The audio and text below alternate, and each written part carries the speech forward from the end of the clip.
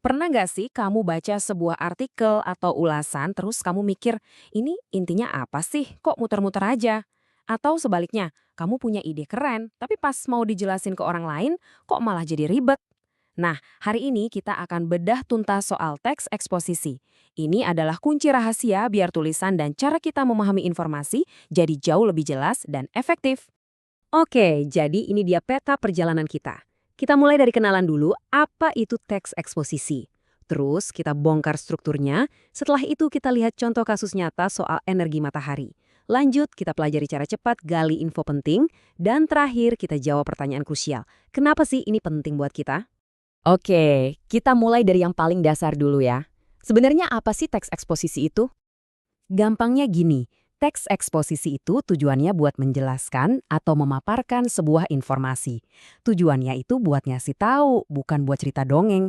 Coba deh pikirin, artikel berita, esai ilmiah, ulasan gadget di internet, bahkan buku panduan ngerakit lemari. Itu semua, iya, teks eksposisi. Ada 4 ciri khas yang gampang banget kita kenali. Pertama, isinya harus fakta ya, bukan khayalan. Kedua, tujuannya jelas buat nambah wawasan si pembaca. Ketiga, penyampaiannya itu to the point, nggak bertele-tele. Dan yang terakhir, sifatnya mengajak. Tapi bukan ngajak kayak iklan ya. Lebih ke meyakinkan pembaca buat setuju sama sebuah ide, tentunya lewat bukti-bukti yang kuat. Nah, ada satu fakta menarik nih. Teks eksposisi itu wajib hukumnya pakai bahasa baku atau bahasa formal. Jadi nggak ada tuh bahasa gaul atau singkatan-singkatan santai di dalamnya. Kenapa gitu? Tentu aja buat menjaga biar informasinya tetap jelas, terpercaya, dan berwibawa. Sekarang kita bakal jadi arsitek sebentar. Kita akan bongkar gimana teks ini dibangun. Sama kayak gedung, teks eksposisi itu punya kerangka atau struktur yang jelas banget yang bikin dia kokoh dan gampang diikuti alurnya. Strukturnya itu punya 4 bagian penting. Bayangin aja lagi bangun rumah. Ada judul sebagai gerbangnya, terus ada pernyataan umum sebagai fondasinya, diikuti pernyataan penjelas sebagai tiang-tiang penyangganya, dan ditutup sama simpulan yang jadi atapnya. Oke, kita bahas fondasinya dulu. Pernyataan umum. Ini adalah paragraf pembuka. Disinilah penulis ngasih gambaran besar soal topik yang mau dibahas. Anggap aja ini kayak opening scene di film yang ngasih tahu penonton ceritanya bakal tentang apa dan kenapa ini menarik buat disimak. Nah, setelah fondasinya kuat, kita bangun tiang-tiangnya. Inilah bagian pernyataan penjelas. Ini adalah jantung dari teks eksposisi. Disinilah semua argumen, fakta, data, dan contoh-contoh detail disajikan buat ngebuktiin dan ngejelasin ide utama yang tadi udah dilempar di awal. Teori terus bosen kan? Sekarang waktunya praktek. Kita akan bedah bareng-bareng sebuah contoh teks tentang energi matahari biar kita bisa lihat langsung gimana struktur tadi bekerja di dunia nyata. Oke, coba deh lihat teks yang ada di depan kita ini. Kalau kita baca sekilas, kelihatan kan polanya, dia ngebahas sumber energi panas, terus fokus ke matahari, baru deh jelasin manfaatnya. Nah sekarang, ayo kita bongkar satu persatu. Oke, kita percaya. Paragraf pertama inilah yang kita sebut pernyataan umum. Coba perhatikan alurnya. Kalimat pertama ngenalin konsep umum sumber energi panas. Terus mengerucut ke contoh spesifik, yaitu matahari. Dan ditutup dengan pernyataan utama kalau matahari itu yang paling besar. Jelas banget kan? Ini fondasinya.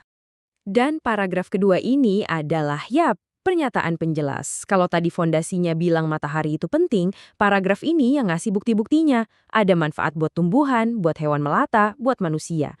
Setiap kalimat di sini jadi tiang penyangga yang menguatkan ide utamanya. Paham struktur itu satu hal. Tapi gimana caranya kita menyerap informasi dari teks ini secara cepat dan efisien?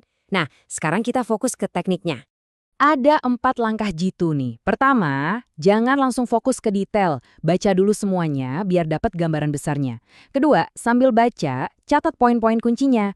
Ketiga, coba temukan mana kalimat yang jadi bosnya di tiap paragraf. Dan keempat, tes pemahamanmu dengan coba jawab pertanyaan seputar teks itu. Yuk kita coba langsung langkah keempat pakai contoh teks tadi. Pertanyaan simpel dulu, apa sih sumber energi panas terbesar di bumi? Nah, karena kita udah tahu strukturnya, kita bisa nebak jawabannya pasti ada di bagian awal kan? Di pernyataan umum. Dan bener aja, kalimat ketiga langsung jawab dengan tegas. Gampang banget. Oke, kita naikin levelnya sedikit. Pertanyaan berikutnya, apa aja manfaat energi panas matahari buat makhluk hidup? Nah, pertanyaan ini butuh kita buat nyari detail-detail di bagian penjelasnya. Dan jawabannya tersebar di paragraf kedua, yaitu bagian pernyataan penjelas. Tuh, kelihatan jelas kan? Ada manfaat spesifik buat tumbuhan, hewan, dan juga manusia. Dengan mencatat poin-poin ini, artinya kita berhasil mengekstrak informasi penting dari teksnya. Nah, ini dia tujuan akhirnya, kemampuan untuk meringkas. Coba deh lihat perbedaannya. Teks yang asli itu lengkap dengan detailnya, tapi ringkasannya berhasil menangkap semua inti informasinya.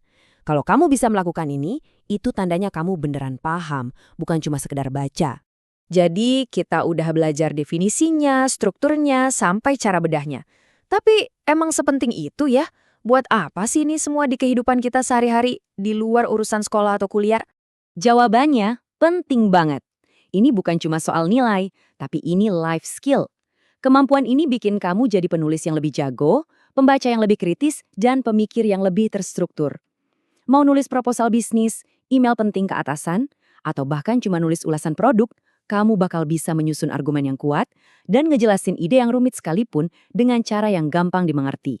Jadi, poin utamanya adalah menguasai teks eksposisi itu ngasih kita cetak biru buat berpikir dan berkomunikasi dengan jernih. Nah, cetak birunya sekarang udah ada di tangan kamu nih. Pertanyaannya sekarang, topik apa yang mau kamu jelaskan selanjutnya?